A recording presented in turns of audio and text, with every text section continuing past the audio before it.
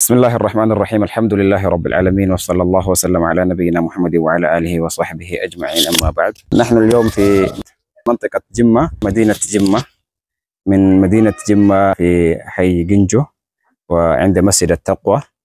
وهذا المسجد أسس قريبا. كثير من المسلمين يعرفون هذه المنطقة، منطقة مملكة أبا جفار، مملكة إسلامية، آخر مملكة سقط بعد نجاشي في إثيوبيا يعني.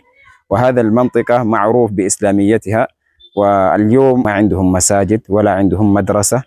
المسجد هذا استؤجر من الناس، ليس ملكا للمسجد، والآن استأجروا هذا المكان ويصلون فيها ويدرسون أبنائهم في هذا المكان.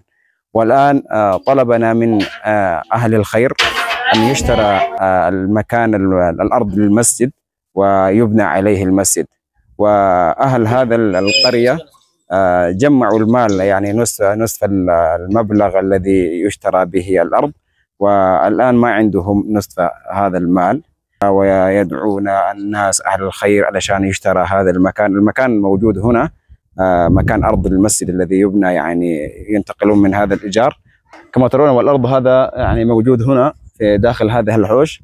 الأرض هنا 80 متر مربع، والمسجد الذي نحن فيه استأجرنا هذه هو، يعني هذا هو الأرض الذي نريد أن نشتري لهذا المسجد.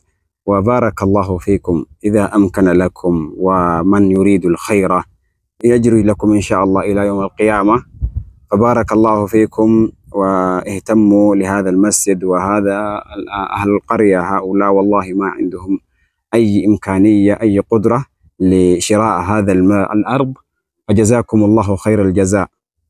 يعني نداءنا لأهل الخير الذين عندهم قدرة ويريدون الخير ويعرفون فضل بناء المسجد وشراء الأرض لهذا المسجد، فبارك الله فيكم وجزاكم الله عنا خير الجزاء. وهذا مصلى، المكان المصلى هم يصلون، يعني يصلون أمام البيت.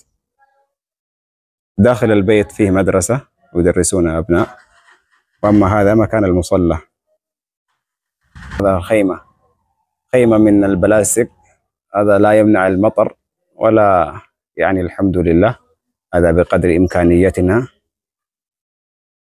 فجزاكم الله عنا خير الجزاء.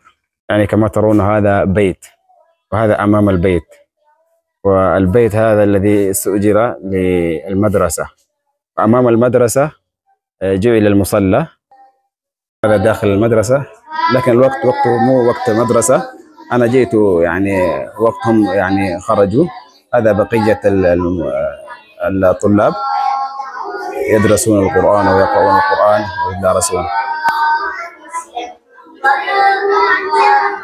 العجيب هذا البيت كان استؤجر من من النصارى، وكان أرادوا أن يجعلوا كنيسة، وأهل القرية يعني منعوا عنهم وأخذوا منهم، جعلوا هنا الصليب كأنه كنيسة، وأهل القرية طردوهم.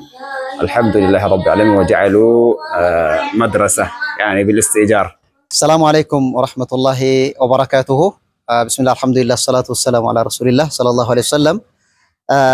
نحن اليوم حاليا نوجد في منطقة مدينة جمة، وفي حي جينجو يسمى، وكمان على الاستعداد لبناء مسجد يسمى مسجد التقوى. هذا المسجد كما ترونه يعني محوطة بلاستيك، وكمان هذه المكان يعني محوطة ومنوطة في أديان مختلفة، خاصة في أعداء الإسلام. هذه القرية ليس لها مسجد يعني منظم ومنظف، مسجد يقرأ فيها القرآن وسنة رسول الله صلى الله عليه وسلم. إذن الهدف من إلقاء الكلمات حاليا هذه يعني يستخدمونها خلال سنوات، يعني سنتين هم يعني يستخدمونها. حاليا نشتري الأرض للمسجد، قيل لنا 3 ملايين، وكمان هذه القرية ليست لها طاقة والاستعداد، وكمان ما عندهم يعني استعداد لشرائها. إذن لكل من يوجد في الخارج وفي المدن وفي الداخل كمان أهل الخير نساء ورجالا، كي تساعدوننا وكي يعني هذه الأصوات تجعلونها منبثا ومنشرا، ينشروها هذه الكلمات لكي نشتري هذه الأرض يعني شراء، بعدين نبني المسجد، أو كما قال النبي عليه الصلاة والسلام: من بنى بيتا من بيوت الله بنى الله له بيتا في الجنة. ويقول الله عز وجل أيضا: إنما يعمر مساجد الله من آمن بالله واليوم الآخر وأقام الصلاة وآتى الزكاة ولم يخش إلا الله فعسى إلى آخر الآية. إذن إن شاء الله كلنا نعرف قيمة المسجد وهدفه. المسجد أولنا وآخر شيء، أول شيء وآخره المسجد. من بنى بيتا من بيوت الله جزاؤه هو الجنة. فإن شاء الله ساعدوننا، ومن يملك المال بماله، ومن يملك العلم بعلمه، ومن يملك هذه العبر يعني السوشيال نتورك فلينشر لنا كل واحد من تابع هذا بواسطة قناة البركة بإذن الله. والسلام عليكم ورحمة الله وبركاته.